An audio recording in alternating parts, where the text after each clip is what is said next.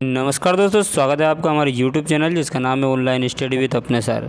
आज हम आपके लिए लेकर आए हैं कक्षा 10वीं विज्ञान विषय के बोर्ड एग्ज़ाम 2023 के लिए 20 अति महत्वपूर्ण प्रश्न। तो दोस्तों, जो हमारा विज्ञान विषय का जो पेपर होगा बोर्ड एग्ज़ाम में वो 75 अंक का होगा, 75 मार्क्स का, जिसमें से 30 नंबर के वस्तुनिष्ठ प्रश्न पूछे जाएंगे। तो जिसमें सही विकल्प, रिक्त स्थान, सही जोड़ियाँ, सत्य सत्य और एक वाक्य वाले पूछे जाएंगे। तो दोस्तों, हम हमारे चैनल के माध्यम से आपको वस्तुनिष्ठ प्रश्न की तैयारी करवाएंगे। तो आज हम स्टार्ट कर रहे हैं कक्षा 10th विज्ञान विषय का वस्तुनिष्ठ प्रश्न। तो 20 अति महत्वपूर्ण प्रश्न। तो चलिए स्टार्ट करते हैं आज का वीडियो। हमारा आज का टॉपिक है सही विकल्प चुनकर लिखिए। तो पहला प्रश्न है हमारा, टूटी हड्डियों को जोड़ने के लिए प्लास्टर चढ़ाते समय किस पदार्थ का उपयोग होता है। तो दोस्तों, आपने देखा होगा कि जब किसी की हड्डियाँ टूट जाती है तो डॉक्टर उसके ऊपर प्लास्टर चलाते हैं। तो प्लास्टर जो है वो सफ़ेद रंग का होता है और वो होता है, ऑप्शन दे रखे हमें, धावन soda, baking soda, plaster of Paris, brine. तो वो होता है प्लास्टर ऑफ पेरिस का।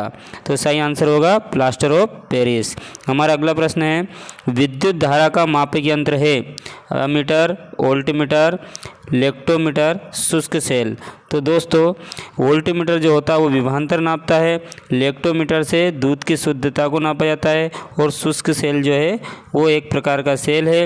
और अमीटर जो है, अमीटर से हम क्या नापते हैं, विद्युत धारा को नापते हैं, करंट को नापते हैं। तो विद्युत धारा के नापने का जो उपकरण है वो है अमीटर। तो हमारा सही आंसर होगा अमीटर। हमारा अगला प्रश्न है, विद्युत द्वारा अलैंगिक जनन किसमें होता है। Amoeba, yeast, Plasmodium, Leishmania. तो दोस्तों, इसका सही आंसर है अलैंगिक जनन होता है, मुकुल द्वारा अलैंगिक जनन होता है यीस्ट में।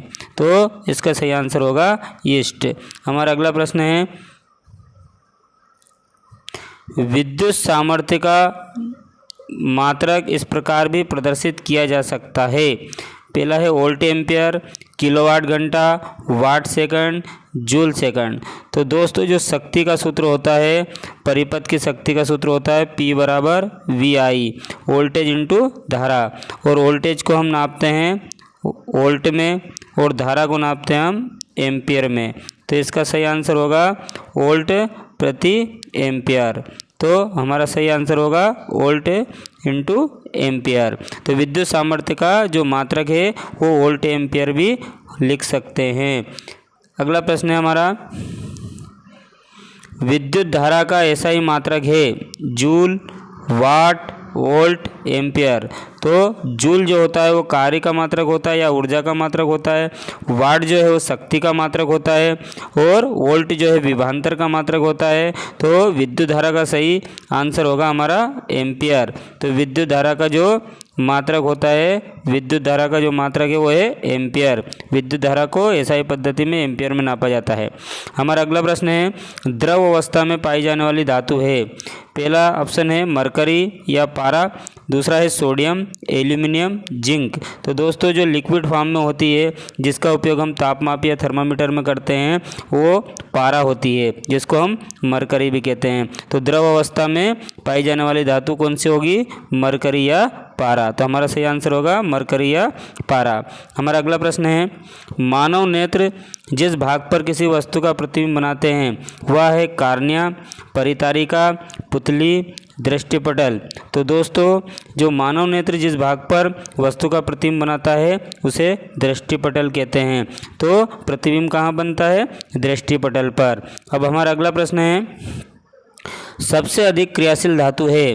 पहला है सोडियम, दूसरा है गोल्ड, सोना जिसे कहते हैं, तीसरा है Ag, सिल्वर, और चौथा है कापर, Cu। तो दोस्तों, जो सबसे अधिक क्रियाशील धातु होती है वो होती है सोडियम। इसको केरोसिन में रखा जाता है, नहीं तो ये वायुमंडल की नमी से क्रिया करके ये विस्फोटक या आग भी उत्पन्न कर सकती है। हमारा अगला प्रश्न है, निम्न में से कौन से आहार श्रृंखला का निर्माण करते हैं। पहला ऑप्शन है घास, गेहूँ तथा आम, दूसरा है घास बकरी तथा मानव, तीसरा है बकरी गाय तथा हाथी, चौथा है घास मछली तथा बकरी।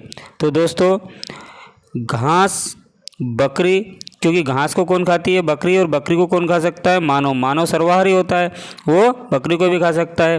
तो यहाँ पर खाद्य श्रृंखला या आहार श्रृंखला किस प्रकार बन रही है? घास बकरी को खाएगी, बकरी को मानव खाएगा। तो हमारा जो सही आंसर है वो होगा, सही आंसर जो है हमारा वो होगा घास, या घास, बकरी तथा मानव। हमारा अगला प्रश्न है पादप में जाइलम उत्तरदायी है ऑक्सीजन के वहन के लिए, भोजन के वहन के लिए, जल के वहन के लिए, अम्ल के वहन के लिए। दोस्तों जो जाइलम उत्तक होता है वो जो है पेड़ पौधों की जड़ों से खनिज पदार्थ और जल को पत्तियों तक, पेड़ पौधों के विभिन्न भागों तक पहुंचाता है। तो इसका सही आंसर होगा जल के वहन के लिए। हमारा अगला प्रश्न है जीवाश्म ईंधन है कागज, लकड़ी, कोयला एवं पेट्रोलियम, प्लास्टिक। तो इसका सही आंसर होगा कोयला एवं पेट्रोलियम। हमारा अगला प्रश्न है लेंस की क्षमता का एसआई मात्रक है मीटर, सेंटीमीटर, डायप्टर, मिलीमीटर। तो दोस्तों जो लेंस की क्षमता होती है उसको डायप्टर में नापा जाता है। तो उसका जो एसआई मात्रक है वो क्या होगा? डायप्टर। जब भी हम चश्मा बनाने जाते हैं तो हमारे जो डॉक्टर है वो जो नंबर हमें देता है वो +D के रूप में लिखता है या -D के रूप में लिखता है, जहाँ पर D क्या होती है? डायप्टर होती है। तो इसका सही आंसर होगा डायप्टर। हमारा अगला प्रश्न है सामान्यतः दृष्टि में वयस्क के लिए सुस्पष्ट दर्शन की अल्पतम दूरी होती है लगभग। पहला है 25 मीटर, दूसरा ऑप्शन है 25 सेंटीमीटर, तीसरा है 2.5 सेंटीमीटर, चौथा ऑप्शन है 2.5 मीटर। तो दोस्तों यहाँ पर पूछा है सुस्पष्ट दर्शन की अल्पतम दूरी, निकटतम दूरी। तो निकटतम दूरी जो होती है वो होती है 25 सेंटीमीटर। अगर यहाँ पूछा जाता है कि दूर वाली दूरी या अधिकतम दूरी, तो वो आती है अनंत। तो वयस्क या सामान्य दृष्टि वाले जो व्यक्ति रहते हैं उनके लिए अनंत दूर की जो दूरी पूछी जाती है तो अनंत आती है, और अल्पतम दूरी पूछेंगे तो 25 सेंटीमीटर आएगा। तो यहाँ आंसर होगा 25 सेंटीमीटर। हमारा अगला प्रश्न है नर युग्म एवं मादा युग्मक के संलयन की क्रिया कहलाती है। पहला ऑप्शन है परागण, मैथुन, तीसरा निषेचन, चौथा अलैंगिक जनन। तो दोस्तों इसका सही आंसर होगा निषेचन। हमारा अगला प्रश्न है मास्टर ग्रंथि का नाम है पीयूष ग्रंथि, एड्रिनल ग्रंथि, थायराइड ग्रंथि, इंसुलिन ग्रंथि। तो दोस्तों इसका सही आंसर है पीयूष ग्रंथि। मास्टर ग्रंथि किसको कहा जाता है? पीयूष ग्रंथि को। हमारा अगला प्रश्न है विद्युत धारा का मापक यंत्र है। पहला है अमीटर, वोल्टीमीटर, तीसरा लेक्टोमीटर, चौथा शुष्क सेल। तो दोस्तों सही आंसर होगा अमीटर। हमारा अगला प्रश्न है कोई विलयन लाल लिटमस को नीला कर देता है तो इसका पीएच संभवतः क्या होगा? तो दोस्तों जो पीएच स्केल होती है उसमें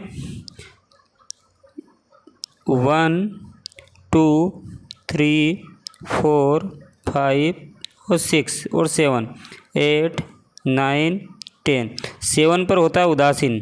7 जिसका पीएच स्केल का मान होता है वो क्या होता है? उदासीन। और वो होता है जल जैसे उदासीन है ना। और इसके ऊपर जो मान होते हैं 7 से बड़े मान जो होते हैं वो होते हैं क्षार, जिनको हम क्या बोलते हैं? क्षार या बेस बोलते हैं। और 7 से कम वाले को बोलते हैं अम्ल। 7 से कम वाले को क्या बोलते हैं? अम्ल। और लाल लिटमस को नीला कर देता है तो लाल को नीला कौन करता है? लाल को नीला करता है क्षार। तो लाल को नीला करता है क्षार, और क्षार का मान कितना हो सकता है? 7 से अधिक। तो यहाँ पर 7 से अधिक कौन सा ऑप्शन है? आखिरी वाला डी। तो कोई विलयन जो है लाल लिटमस को नीला कर देता है तो इसका पीएच संभवतः क्या होगा? तो लाल लिटमस को नीला करने वाला होता है क्षार, और क्षार का मान होता है 7 से अधिक। तो दोस्तों यहाँ 7 से अधिक कौन सा मान दे रखा है? 10, इसलिए इसका सही आंसर होगा 10। हमारा अगला प्रश्न है मनुष्य में पुरुष बढ़ाने वाला हार्मोन है। पहला है एस्ट्रोजन, दूसरा है टेस्टोस्टेरोन, तीसरा इंसुलिन, चौथा वृद्धि हार्मोन। तो दोस्तों इसका सही आंसर होगा टेस्टोस्टेरोन। इस हार्मोन से जो मनुष्य होते हैं, पुरुष होते हैं, उनमें दाढ़ी मूंछ जो है उसके लिए उगने के लिए ये उत्तरदायी होता है। अर्थात मनुष्य के पुरुष को बढ़ाने का हार्मोन टेस्टोस्टेरोन होता है। हमारा अगला प्रश्न है कार्बन की संयोजकता है 1, 2, 4, 3। तो दोस्तों कार्बन जो है उसकी जो संयोजकता होती है वो होती है 4। आज का हमारा अंतिम प्रश्न है, दूरदृष्टि दोष दूर करने में लेंस प्रयुक्त होता है। तो देखिए दोस्तों, इसकी एक शॉर्टकट ट्रिक है। अगर दूरदृष्टि दोष पूछे तो दूरदृष्टि दोष में कितने अंक आते हैं? 2 अंक आते हैं। तो 2 में 3 और 3 में 4। क्या याद रखेंगे केवल आप? 2 में 3 और 3 में 4। इसका क्या मतलब हुआ कि अगर दूर शब्द है, दूर दोष है, दूर में कितने अंक आते हैं? 2। तो इसके निवारण के लिए आएगा 2 में 3 अर्थात उत्तल लेंस। आधा अक्षर नहीं गिनते हैं तो इसमें क्या आएगा? उत्तल लेंस। और अगर क्या पूछा जाता हमसे? निकट दृष्टि दोष पूछा जाता, तो निकट में कितना होता है? 3 अक्षर। और उसके निवारण के लिए 3 में क्या आएगा? 4 मतलब अवतल लेंस। ठीक है, तो आप क्या याद रखेंगे? केवल 2 में 3 और 3 में 4। तो यहाँ क्या पूछा है? दूरदृष्टि दोष अर्थात 2 अंक वाला है, और 2 अंकों का निवारण क्या आएगा? 3 अंक वाला। जो आंसर है वो हमारा क्या होगा? वो होगा हमारा उत्तल लेंस। तो दूरदृष्टि दोष को दूर करने में उत्तल लेंस का प्रयुक्त किया जाता है। तो दोस्तों, यदि आपको हमारा वीडियो पसंद आया तो इसे हमारे चैनल को सब्सक्राइब कीजिए और लाइक कीजिए और अपने दोस्तों में शेयर कीजिए ताकि सभी को इसका लाभ मिल सके। हमारे वीडियो को अंत तक देखने के लिए धन्यवाद।